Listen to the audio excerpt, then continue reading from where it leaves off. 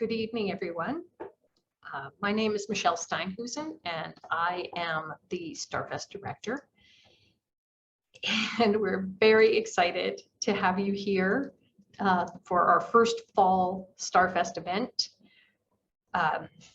We are sharing these amazing authors and stories from St. Albert Public Library, which sits on Treaty 6 territory, traditional lands of First Nations and Métis people. So this is a virtual event, but we want it to be an interactive event. There'll be an opportunity to ask questions at the end of the evening. So make sure you change your chat settings to say everyone instead of host and panelists. And that way you'll be able to share your comments. And feel free to add your comments and your questions to the chat throughout the whole program. I have Jeff here. He's going to collect everybody's questions and we'll be able to ask them when the interview is over. So if you haven't had a chance to purchase Helen's book, we will put links to Audrey's Books and Glass Bookshop in the comments. And of course, we are a library, so the books are here too. So without further ado, let's get Helen.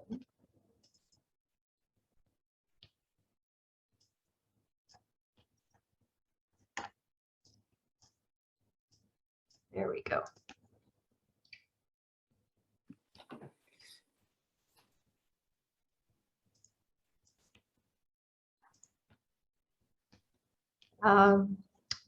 We're getting, there we go. So we have Helen and Jacqueline. And we're very, very excited to bring Helen back for her 19th book, Rabbitfoot Bill. Helen is an award-winning author of fiction, nonfiction, and poetry. She's won the Rogers Writers Trust Fiction Prize for her novel After Image. She's also won a Lambda Literary Award for fiction and the Toronto Book Award. The Lost Garden was one of the final 5 books for CBC Canada Reads in 2003, and Helen was a finalist for the 2015 Governor General's Literary Awards with the Evening Chorus. She was Poet Laureate of Kingston, Ontario for 4 years, and in 2013, Helen came to a little literary festival run by the St. Albert Public Library, which was our 3rd Starfest. So we're very excited and privileged to have her back. Helen's in very capable hands with Jacqueline Baker this evening. Jacqueline is another Starfest alumna, having bravely joined us last year for our first online Starfest festival, as well as the 2019 festival and 2017. So we think she's pretty good. Jacqueline Baker's debut short story collection, Hard Witching, was shortlisted for the Writers Trust Fiction Prize and won both the Danuta Gleed Literary Award and the Alberta Book Award for short fiction. Her first novel, The Horseman's Graves, was published in 2007. Her most recent novel is The Broken Hours, which is a ghost story about the final days of H.P. Lovecraft's life. I think that's a perfect read for this time of year. She teaches creative writing at MacEwan University in Edmonton. So I will hand things over to Jacqueline and Helen. And again, please put your questions and comments in the chat. Enjoy the evening. Thank you so much, Michelle. Welcome, Helen. Thank you. It's nice to be here. It's so lovely to talk to you. I've been an admirer of yours for a long time, so I was quite excited when St. Albert contacted me to do this interview. So I'm really glad to be here. Let's deal with the elephant in the room. First of all, 19 books. In how many years? How many years? I don't know. A while, 25 years maybe? No, longer than that. Like that's a good record. 35 years. It's still impressive. Yeah. What's your writing schedule like? Are you just sit down every day and get it done type of person? I am that kind of person because I just start in the morning and write for a few hours and then usually pick it up again later on in the day when I have a project. If I don't have a project, I don't write, but mostly I have a project. Right. So when you say you get up in the morning, do you have a specific time when you start and a specific time when you finish, or is it like you feel like it's kind of run its course and then it's time to go do something else and take a break? Well, first I have to walk the dog, so that's like the first priority, and so that takes a couple of hours. So I'm not usually sitting down at my desk till around 9:30 or so, and then I just try to do a few hours in a row, and then come back to it sporadically through the rest of the day after, Right. doing other things. So when you don't have a project that you're in the middle of writing, you just treat that as fallow time and you're reading and researching other things? Usually, yeah. Yeah. But it is Are pretty you rare for me not to have a project because I usually have something on the go. right?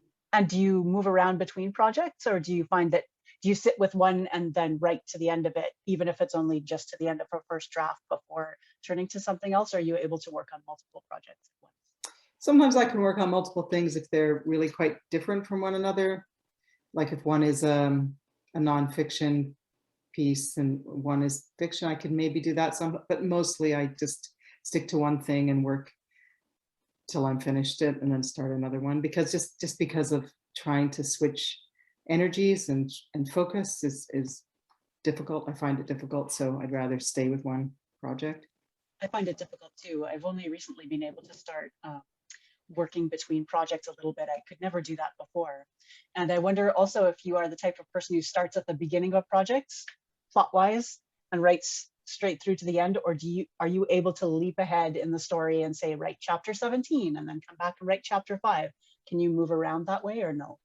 It depends on the project, because I have done that in some things. Some books of mine I have moved around, or I had one book where I wrote the ending first and then I worked towards the ending. But mostly I like to try to start at the beginning and then go, just to be able to keep things straight, right? I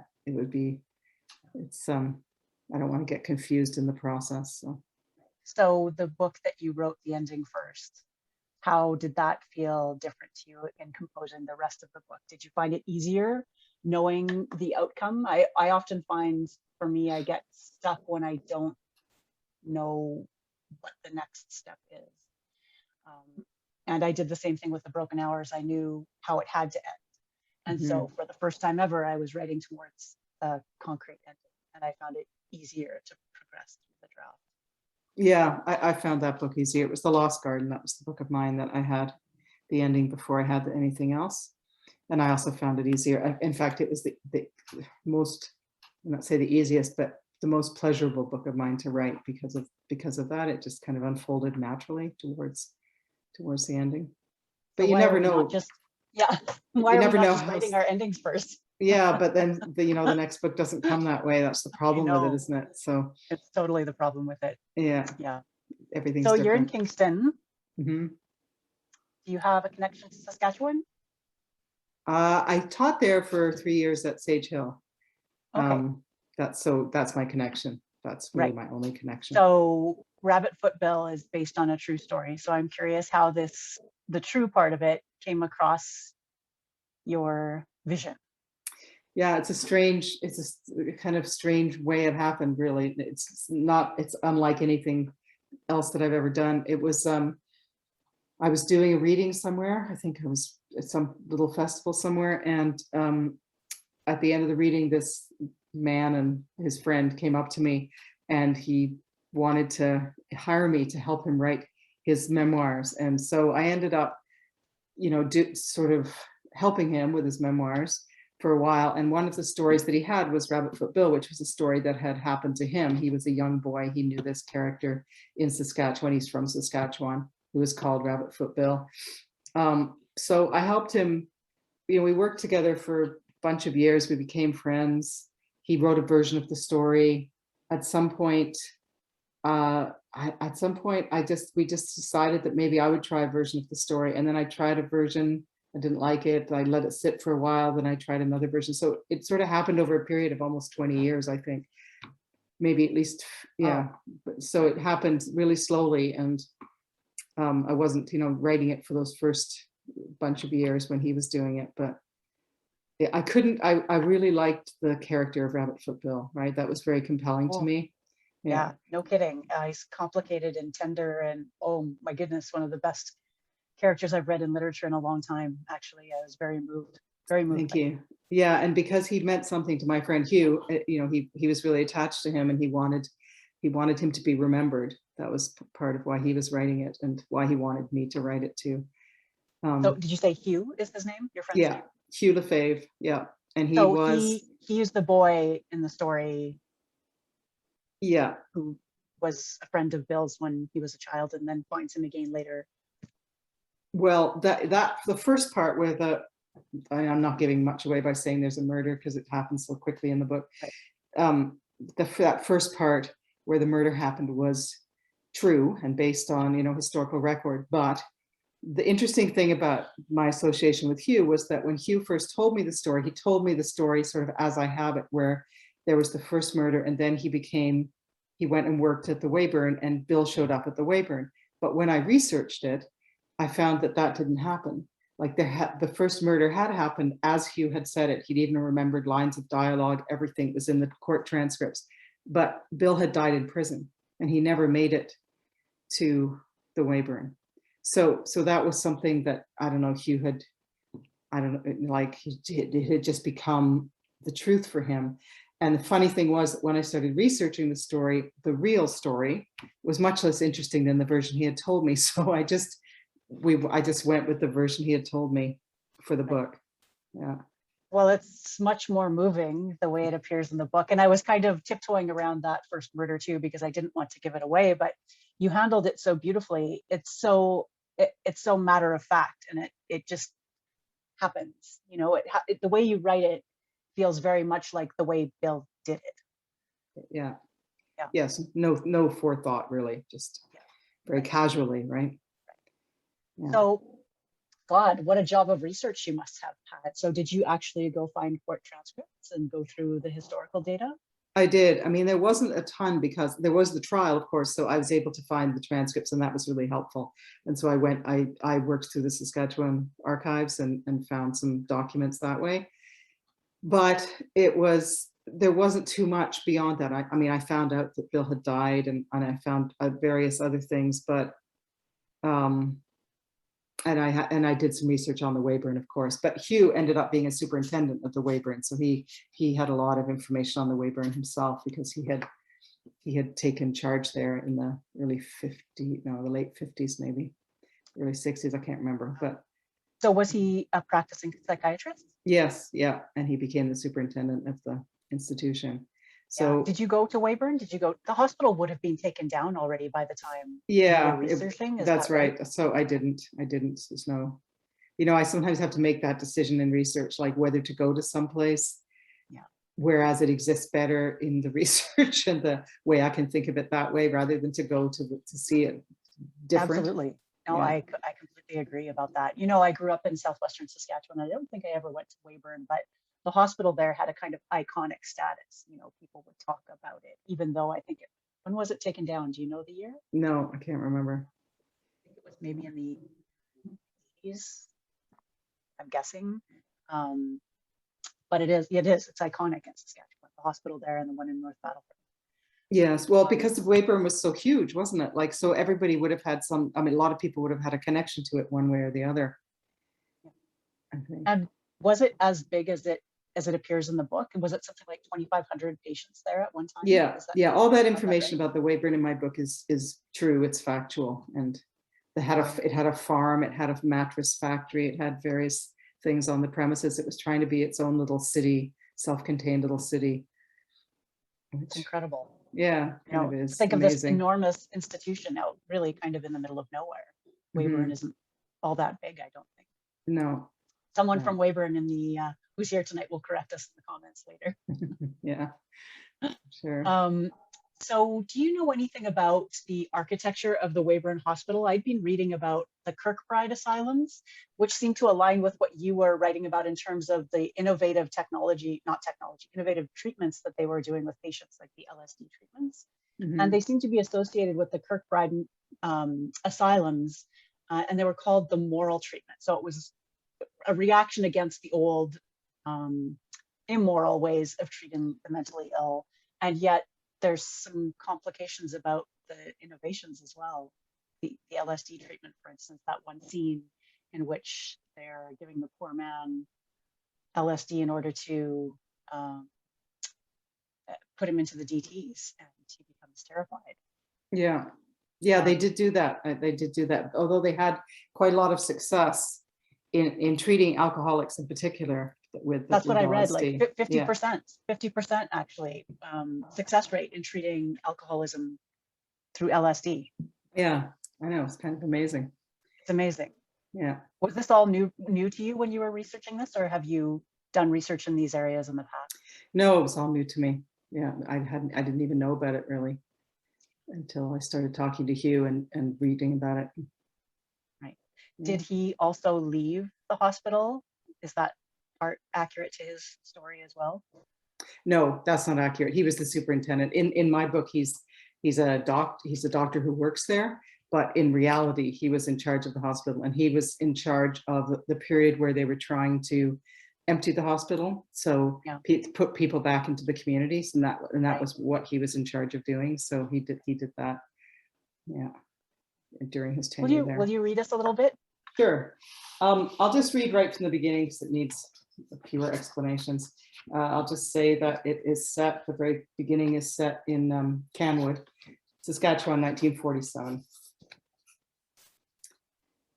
Bill never likes to leave town the same way twice.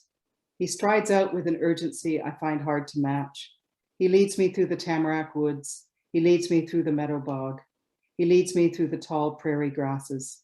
He leads me across the swift, shallow river. I usually have to run to keep him in my sight. We've been friends for a year, Bill and I, and although people don't approve, we are friends anyway. I like that Bill isn't bothered by what people say. Mostly he is just worried that someone will follow him out of town and see where he lives. The reasons why people don't like my being friends with Bill are these. First, because he is a man and I am a 12-year-old boy. And second, because he is a man who is not like other men. He doesn't talk much. He doesn't live in a house. He doesn't have a real job. He doesn't have a family. People say he's slow, but as I've already said, I have to run to keep up with him. No one blames me for the friendship. They see it as Bill's doing, but really it is me who pushed for it. I followed him around on the days when he sold his rabbit's feet in town or did odd jobs for Mrs. Odegaard. I hounded him with questions. I fetched him water when he was hot and thirsty. I wore him down with my attentions so that now he's used to having me around. Why do you want to befriend a tramp? Asks my father, and I can't tell him why. I can't explain this feeling of running after Bill under the long blue prairie sky. It is like he is leading me out of darkness, out of a loneliness I don't even know I have. Bill lives in Sugar Hill, right inside the hill. It takes ages to get there, so I don't go very often, as Bill has to walk me in and then walk me back out again before nightfall. When we get to Bill's house, I'm always out of breath from rushing. Near Sugar Hill, I can hear his dogs barking, and when we are in sight, they come running up to greet us. There's a black dog and a gray shaggy one. Bill doesn't have names for them. He puts his hand on their heads, first the black dog, then the gray one, and they stop barking and follow us into the house. The house is carved into the base of the hill. There's a small wooden door that Bill can only get through by ducking down, but inside the house he can stand up straight again. The dugout space is framed up with pieces of wood, and there are walls made from the large wooden grain dividers from the rail cars. There's a big main room with two pockets off it. One pocket is the kitchen, the other is the bedroom. The kitchen has pieces of corrugated tin around the walls and a stove made from a 45-gallon oil drum with a fire hole cut out near the bottom and a metal sheet laid on the top so water can be boiled and food can be hotted up. A stovepipe leads from the barrel through the earth overhead and pokes up outside like an animal nosing out of its burrow. In the bedroom, there is a bed made of hay bales and covered with rabbit skins. The main room has more hay bales for seats and a bookshelf that covers one wall. Sometimes, if it's bright outside and Bill's left the door open for light, I will sprawl on the hay bales and look through his books. What is wrong with not working? What is wrong with lying on the hay bales, on the soft rabbit fur, with the dogs curled up beside you, in the house you have made yourself? What is wrong with wanting to keep away from people? There's not much about people that I like either. I have only been in this town for 2 years, but that is long enough to have made friends, and I haven't got any. This will be the last time I come to Bill's house with him, but I don't know that yet. I have skipped school to be here. It's early summer. Bill's garden at the base of the hill is coming into bloom. We have to walk through it to get to the house, and he shows me things as we follow the path up to the door. Beets, he says, pointing to a patch of bare earth. Rabbits ate the tops. Roses, carrots, onions. He stops in front of another square of empty dirt. This is where the lettuce used to be, he says. I blew it up trying to shoot the rabbits. I circle Bill like a fly on a horse. I want to be all around him all at once. Bill, I say, will you show me how to grow things? Will you take me hunting? Can I shoot a rabbit? Bill opens the door of the house, slouches down to fit inside the frame. Nope, he says, and steps inside. I'll stop there. Great, thank you. First of all, I love how you started the book, that opening passage, and I'm glad you read it, because if you didn't, I was going to read it because it's so beautiful. It's like Psalm 23. He leads me through the tamarack woods. He leads me through the meadow bog. He leads me through the tall prairie grasses. He leads me across the swift, shallow river. It's such a beautiful, beautiful way of starting this book, and it mimics just how I hold Saskatchewan in my mind, like that open rolling space. It's just so lovely. And I also love how you resisted in characterizing both Leonard and Bill. You've resisted sanctifying them. You know, Leonard he's complex, and he acts in problematic ways. And there are times when you're reading and going, oh no, don't, what are you doing? And I love that you allowed them to live so humanly in the book that way. It would have been so easy, I think, to go the other way. Yeah, thank you. Yeah, it's a complicated relationship. I didn't want to skirt around that. It's sort of, it's got problems on both sides, right? And yet it's also got a lot of redeeming features on both sides. Absolutely. I think you've struck the perfect balance. Absolutely. How did you find, though, creating these semi-fictionalized characters from life? Like, what did you find most challenging doing that? Did it make it easier, like the same way it was easier to write towards an ending that you already know? Was it easier to be able to take a bit of a prototype from life and then add where you needed to add? Yeah, I think because it happened over a long period of time, it became less, like in the very beginning, I was very concerned with getting things right. And I was sort of on this, right? I thought I have to get things right because this is a real person, and this other person is my friend now, and I have to, be sort of faithful to him, and I have to do all these things. But as it was reassuring, actually, when Hugh's story didn't match the facts, because then I thought, okay, his memory itself is faulty, as memory is, and he was a boy, he was a child, and now he's a much, older man. So I thought, okay, if his memory is faulty, then there's more leeway about which way I can go. So I let go of some point. I let go of the facts. I mean, I did want to, and I just decided to tell the best story out of what was available between the facts and the memories that Hugh had. And so I sort of, navigated my way through that. And that's sort of how I did it. That's tough navigating, trying to stay as true as possible, not only to the facts of the story, but to who these people were. Like you said, writing about somebody who was a real person is a very, very different experience. Yeah, it's, so I just sort of did my best. And I think I was lucky in that it did take place over a long period of time. So, and I had done a few versions of it already. I did multiple versions where I sort of was figuring my way through. So that also helped. I mean, in the end, what I tried to be true, the most true to was Hugh's feeling for Bill. And I think that's why I have that beginning the way I do, because I wanted to really capture the sort of hero worship that he had for this man. And it just got me, the ending, and I won't give anything away, of course, but the ending was so moving, and I don't think that that's a really common thing, honestly, certainly in the novels I've read recently. So I think that what was behind it was really actually your being able to capture that sincere feeling, not only just from Leonard to Bill, but from Bill to Leonard. That one scene where he stays, he decides to stay with the men and have dinner with them, and then he comes out to the stable, and Bill has been waiting all night, pale from hunger after working in the fields all day because he didn't want to start without him. Yeah. It's just such a beautiful touch. Thank you. Yeah, yeah, it's very moving. One thing I was wondering about is you've got a very spare narrative. Like there's nothing wasted in this story. You know, it's very lean in all the best possible ways. And I was thinking that as I was reading, and then I read your acknowledgements at the end and saw that it was a screenplay first. Is that right? Not first. First, it was Okay. another version of my novel. At some point in its long iteration, it became a screenplay that I worked on with a friend of mine. Okay, so And then novel first and then Yeah. screenplay. And then back to novel again. What's happening with the screenplay?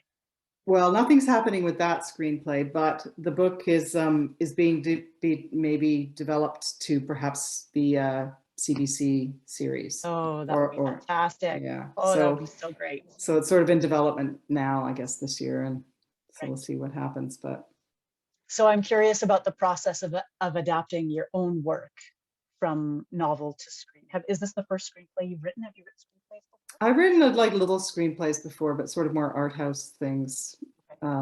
Yes, and I worked with a friend of mine who's a filmmaker, so you know it was much easier than if I just sort of did it on my own.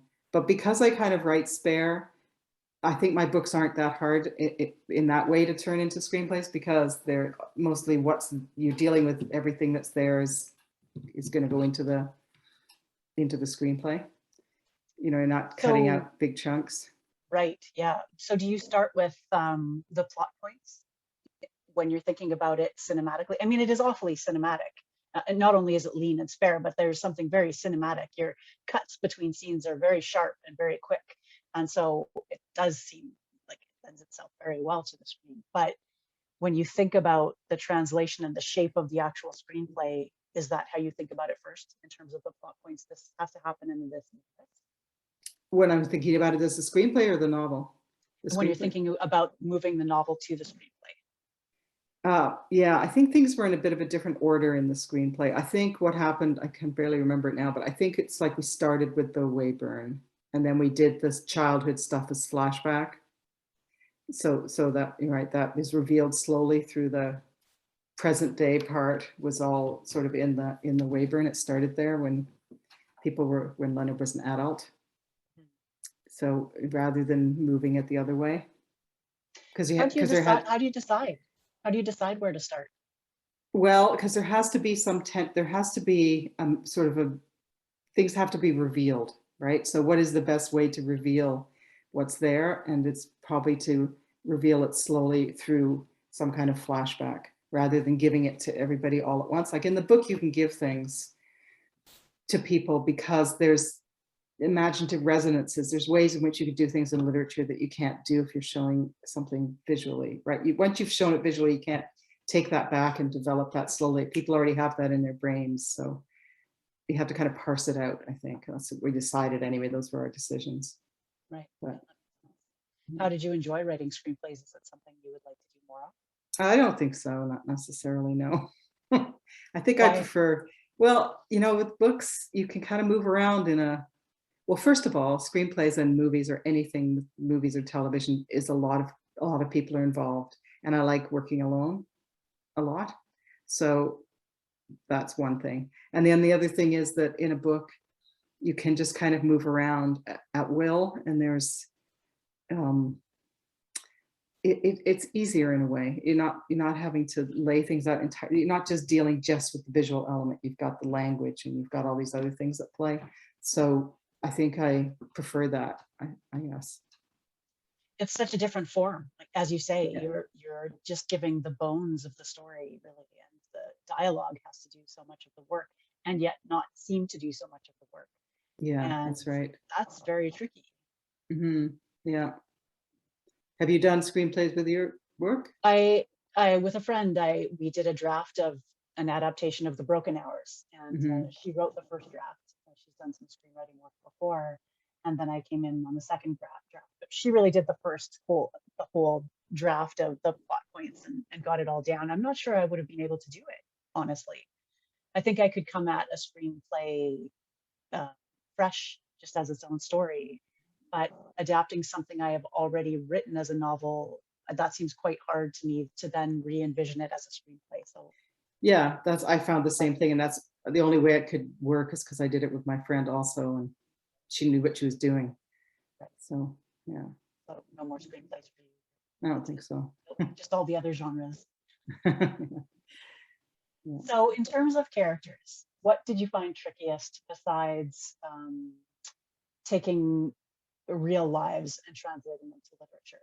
What did you find tricky? And I'm trying to remember the name of the doctor who's running Christensen. the Christensen. Thank you. Yeah. Dr. Christensen and Leonard and Bill and Agatha, who appears briefly. And then I was sad to see her go because I thought she was such an interesting character. And what did you find most challenging in creating these characters? Well, I think Leonard, who's the main character, really, it's his story, it was sort of.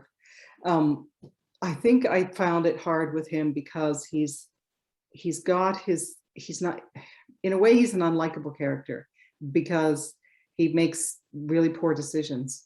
And the poor decisions, of course, are based on his early trauma, but you don't really sort of find that out till later on, or you don't, there's stuff that's revealed through the story.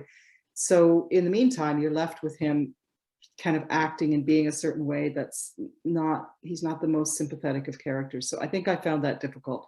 I found Bill was a much more sympathetic character to write because he does have a kind of gentle giant aspect to him that is appealing, but Leonard can be unappealing and very so, unappealing. And that's what I really admire, that you were willing to do that with the protagonist. I think that's a risk, and it worked out beautifully for this book.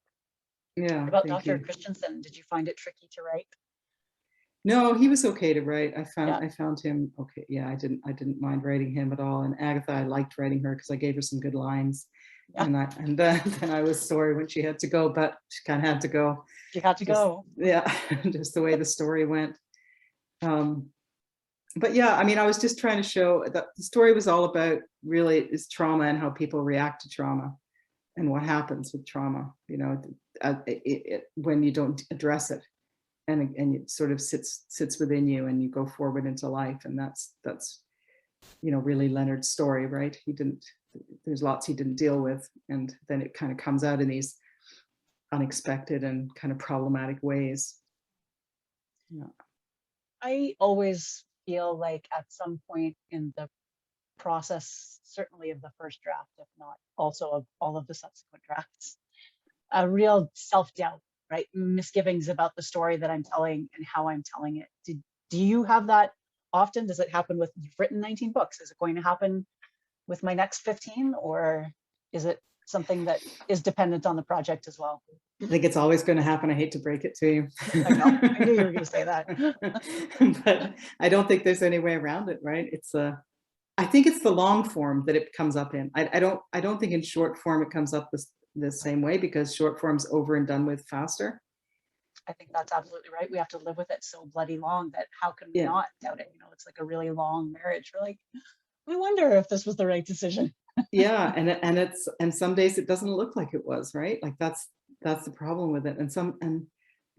I always get to a point. In fact, I'm writing a book now, and I'm right at that point where I'm just thinking, this is like boring. It's boring. Boring. Right? Boring and stupid. I'm always thinking, this is stupid. It's boring.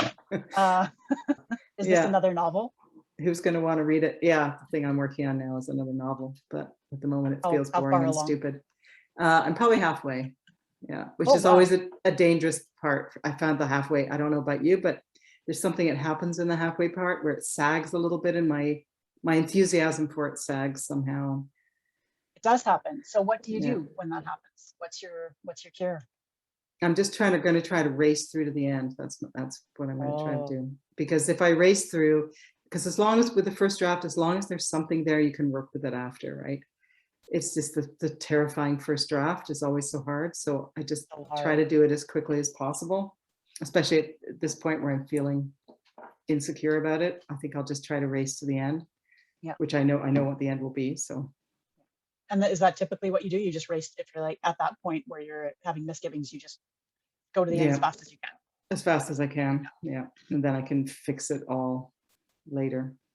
Hopefully, What I I can. what I do is back up and start at the beginning again, which is why you've published 19 books and I've published 30. Yeah, that's a hard thing to do, right? Because then It's really hard. yeah, it's hard.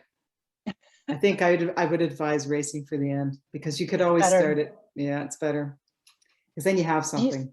Do you write quickly the whole way through? So you don't revise as you're writing. Do you just keep pressing forward? Yeah, I just keep going forward. I don't revise, because I found then I just do too much revising and I slow myself down. So I think there's also more room for self-doubt when you're revising. I certainly find that when I'm going back, like it's circling back and circling back, you're going to see, or think you see, more problems than are probably even there. Yeah, that's true. I think that's right. So I just go as fast as I can. But And then I'm pretty fast. I can see that you're very fast. Yeah. But I always worry that if I get to the end and I've raced through, I'm going to have something that's such a mess that going back to the beginning and starting the revision process is going to be agony. Do you find that? Yeah, I don't know. I mean, everything's sort of different, but it hasn't been usually I find that I'm wrong about the way I'm feeling about it is actually wrong. That's usually what I find. So if I've had all those doubts and I think it's terrible, then I let it sit for a while, I read it again, and then I think, oh, that's not so bad. Right. So there's a lot of, I'm wrong a lot of the time. So I find that, but it's, I don't know. Yeah. I think as long as you have something to work with, like that first draft, then you can still write. Like I've had books where I've done a first draft and I've hated it, and then I've started again and I've done another draft that's completely different, and then I might have done a third one that way, but then I realized the first one was actually better than the other two, and then I've ended up going back to the first one. So I don't think I've ever had that problem. No. Do you have a first reader who looks at your pages while you're composing? No, nobody. The only first person who sees it is the agent when I'm done, when I feel I'm done.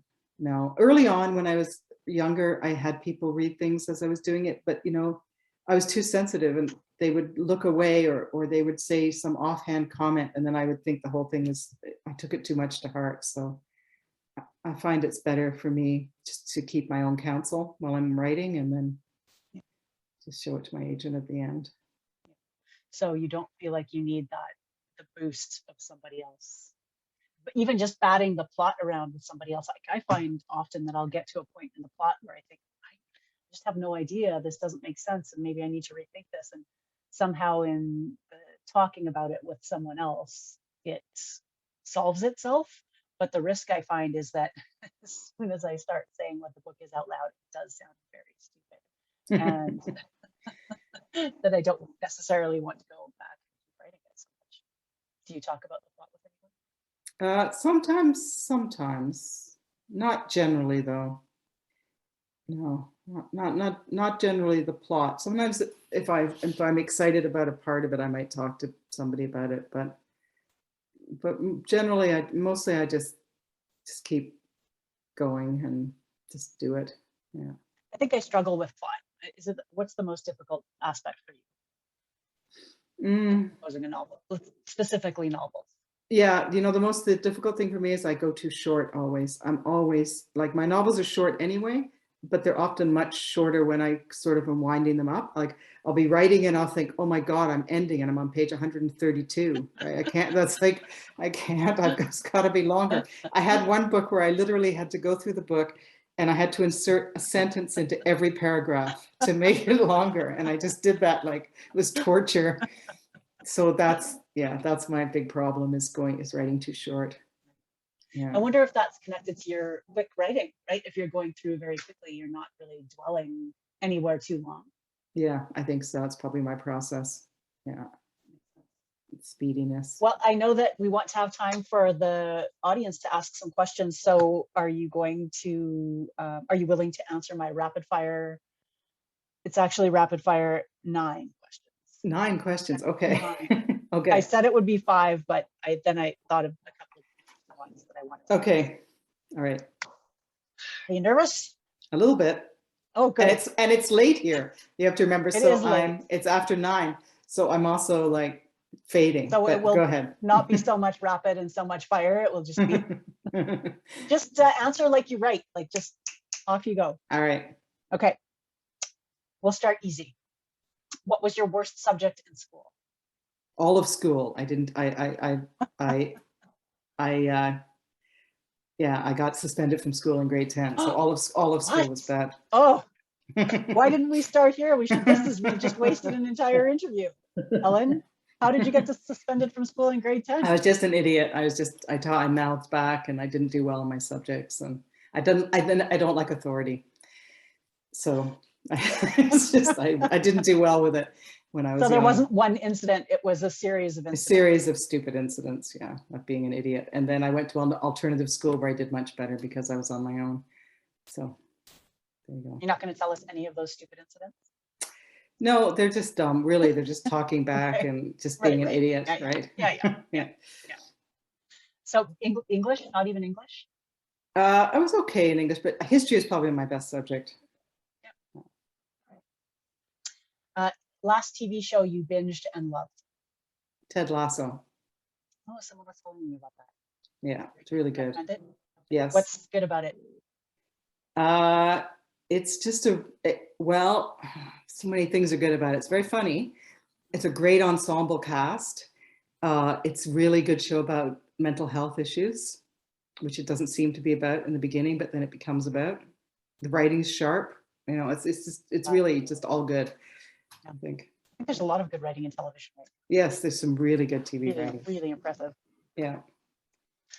Favorite place to read? Place to read. Just probably the couch. Like it's just, something boring. Home in my house. Right. Are you a homebody? Become more of a well. I mean, we're all homebodies now, aren't we? Because of COVID. Of necessity. Of necessity. So yes, more so than I used to be. Yeah. Something you never leave home without. Well, almost the dog probably, but besides the dog, no, I'll say the dog because I pretty much go out with her almost all the time. Okay. What kind of dog is it?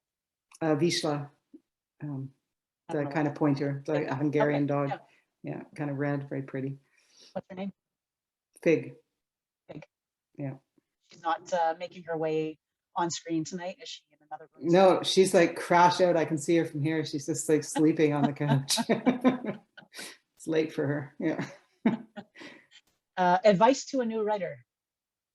Oh, advice to a new writer. It's always a hard one. Read. Don't try to be kind to yourself.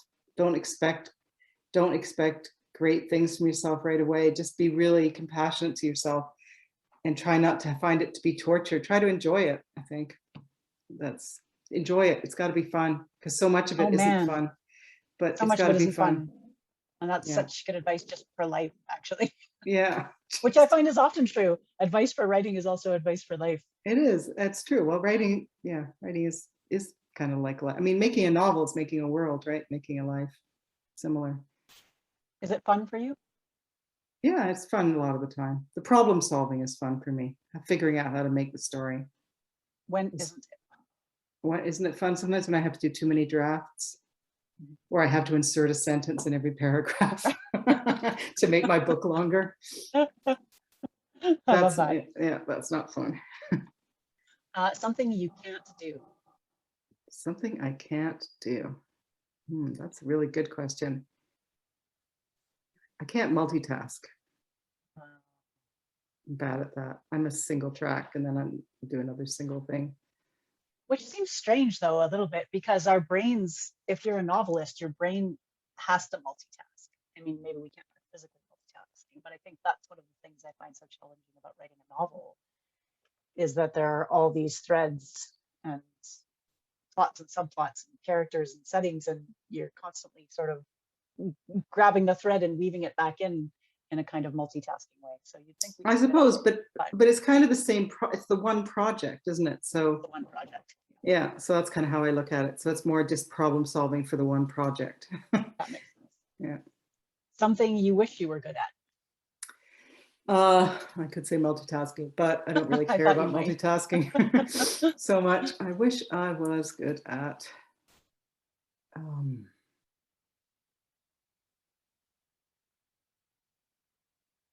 singing. Do you sing? No, I mean I sing in the car and stuff, but by myself. But I wish I was good at singing. Yeah, it's a nice thing to be good at, I think. It is a nice thing to be good at. Yeah. What will you do right after this event? I'll probably go to bed because it's late. Or So will I, and it's not late. It's not late. And the last one, fill in the blank. Success is? I think success is feeling good about yourself. Yeah, that's all. Whatever, you know, that from whatever you do, like however you can feel good about yourself, that's success, I think. Well, thank you. And thank you for doing that. And this is a beautiful, beautiful book. Everyone, if you haven't bought it yet, please go buy it. It's stunning. It's heartbreaking. It's true in all the best senses of the word. And I can't recommend it enough. And I will turn things over to Michelle. Thank you, Jacqueline. Though, let me just say thank you for those great questions. And it was really nice to talk with you. And I wish you all the best with your book, and just go fast in your next draft. I'll just add a sentence to every paragraph and then it'll be done. It'll be done, yeah. Thanks, Helen. Thank you. This was great. I think we should have rapid fire questions for every single event. That was fantastic. I love it. Okay, so we have some questions. My mom wants to know where you get your ideas from. Anywhere really, like something I read, something I see, you know, it's pretty easy to get an idea. It's just whether or not it's going to be a good idea or not. I get like 3,000 ideas every day, but they're not all good ideas. Okay. Okay, so Ingrid's question was it challenging to develop the boy's character, having met the boy as a man? So, yes, that's right. It was. So I just made him up. I didn't base him really on the man so much. I based his feelings on the man's feelings, like the feelings he had about school and about Bill and about where he lived. But I had to make him up because, you know, a boy and a man, like especially the man was in his 80s at that point. They're far apart. So. Yeah.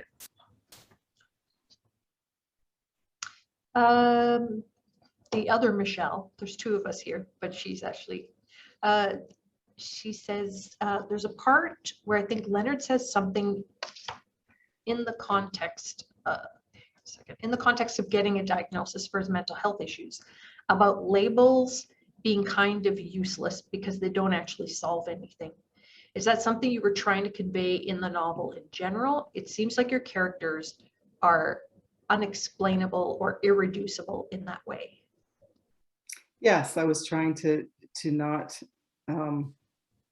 make things simple in that way, that putting a label on someone simplifies something that isn't necessarily simple. And also, yeah, back then they weren't, you know, things weren't looked at in the same way as they are now in that mental health realm anyway. So these are good questions. I just want to make sure. Okay. Julie, question is Hugh still with us? How did he react? How do you react to the book? How did he react to your research that showed Rabbitfoot Bill died in prison? He was okay with that. He was surprised, but he was fine with it. And yes, he is. I went to see him just a little while ago. He's in his 90s now, but he's still around, still living in his house. Robin wants to know where you're teaching these days. I'm actually teaching this fall at Queen's. I'm teaching a creative writing class this fall. But I don't teach that much. I don't teach regularly anywhere, so I just sort of show up periodically here and there. But that's where I am this fall, is at Queen's. Okay, Michelle again. She's always full of questions.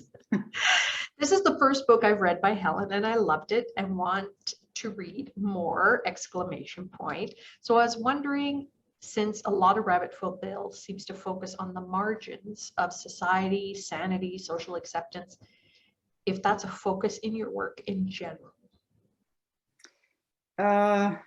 Probably. I think it is. Yeah. I think so. Yeah. I'm just going to make sure we're not missing anything. I have a rapid fire question just for Jacqueline, just because I was thinking about the broken hours. Halloween, love it or leave it? Oh, love it. Okay, What kind of question is that? Love it. Yeah, we were starting our list of spooky books to recommend. So Oh, this is very excellent. good. I will look forward to your recommendations. Yes, yes, very good. Thank you so much. I am excited that I nabbed a copy because, like I said, this has not stayed on the shelf in the library, and I don't mind that your books aren't too long because I have a stack like this, so then I can get through it quickly. And yeah, so thank you for coming back to Starfest. Thank you, Jacqueline, also for coming back to Starfest and starting us off in such a great way. You know, we have another comment here, a delight to hear the writers discussing their writing process. Thank you so much. That's from Rachel, and that is very cool. So I think I should let you go to bed, Helen, since it's Okay. late over there. All right. So I will say goodnight to the two of you. And then I'm just going to say some thank yous. Shout out to Jeff for keeping an eye on things behind the scenes. And I'd also like to thank our funders for Starfest. Our main funder is the City of St. Albert. And we have the Friends of the St. Albert Public Library, the Alberta Foundation for the Arts, the Canada Council for the Arts. And I want to send a thank you to our media sponsors, which are the St. Albert Gazette, T8N Magazine, and Edify Magazine, and also our partnership with the Art and Theatre. Our next event is at the Art and Theatre tomorrow, and that is Bye Bye Blues, the music and the film.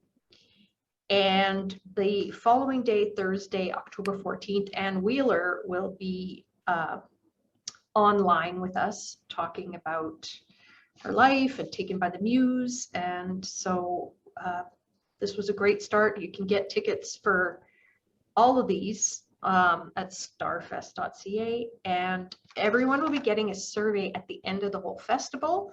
There will be a prize draw for a stack of all the Starfest authors' books for telling us who you want at Starfest next year.